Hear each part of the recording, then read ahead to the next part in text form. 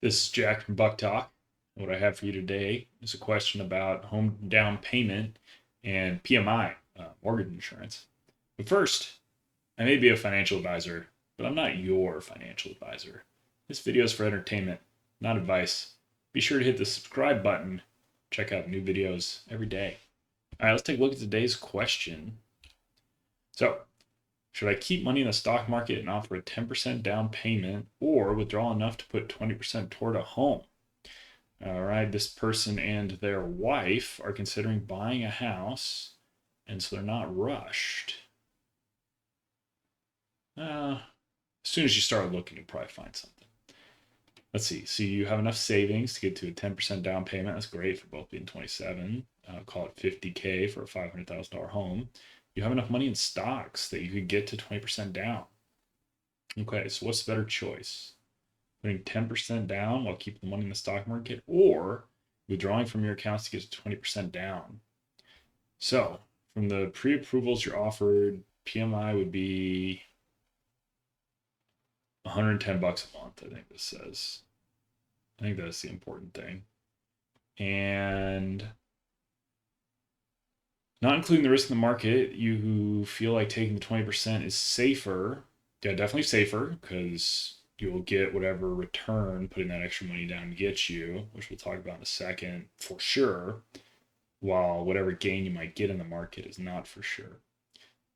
And you say the market has done 10% in the past year. Okay, that's probably right, but we don't actually care what the market's done in the past year, do we? We care what it's going to do going forward. And then refinancing in a couple years is definitely in the picture. Okay, that's good to know. All else equal, that should make you more comfortable with the PMI. This isn't a long term home. You're considering moving to a bigger place after 5 to 10 years. Okay. I mean, that makes me think you should second guess whether you actually buy the place. In my experience, most people who are thinking about selling a place in 5 to 10 years end up doing it even faster than that. I mean, you haven't even bought this place yet, and you're already thinking about a bigger one. Uh, Maybe there's no rentals available like the places you'd be looking at, but you might get eaten alive by transaction costs here. And then you have a little clarification that when you mention the stock market, you're talking about a taxable brokerage account. Yeah, that is what I assumed. That is what I assumed. Okay, so we're gonna have to do a little math here. So we'll pause for a second while I put together a spreadsheet, and then we'll jump right back.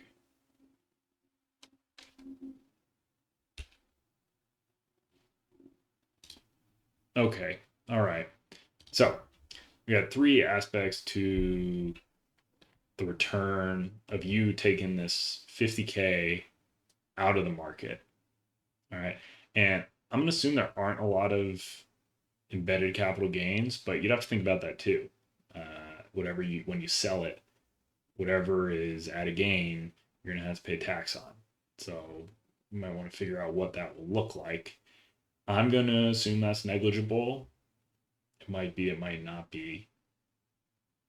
I would hate for you to be in a spot where you sell everything in the stocks, you take the money out, you put 20% down, you're doing things like furnishing a house, you have absolutely no money left laying around for an emergency fund, and then you realize, oh my god, I owe seven, eight, nine, $10,000 in capital gains taxes next April. That'd be a bad spot to be in. So do make sure you think about the taxes. But let's focus on your question. So we got your returns. So we're thinking about the returns to taking out 50K from the stock market, right? 50K is usually going to be the denominator for our calculations here. So 110 bucks a month, 1,320 bucks a year.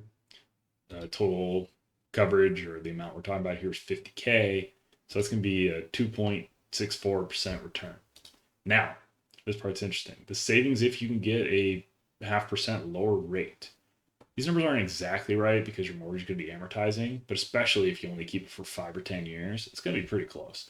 So let's say the mortgage is $400,000. So you're going to be saving 0.5% on a full $400,000. So even though it's only 0.5%, it gets multiplied that by 8 because your 50,000 that you're putting in is saving you interest on a full 400,000. So that's worth 4% a year or thereabouts. Again, that number is a little loose, but close enough. Close enough. And then whatever the rate is on the mortgage, obviously you'll be saving on that 50K, right? Because instead of having a $450,000 loan, you'll have a $400,000 loan, for example. So that rate today probably be like 6.5%. So then we get to add all these up. So this is our bottom line. Whoop. That's our bottom line right there. Is 2 plus 4 plus 6.5, and it's giving us over 13% return. So that's a pretty good return.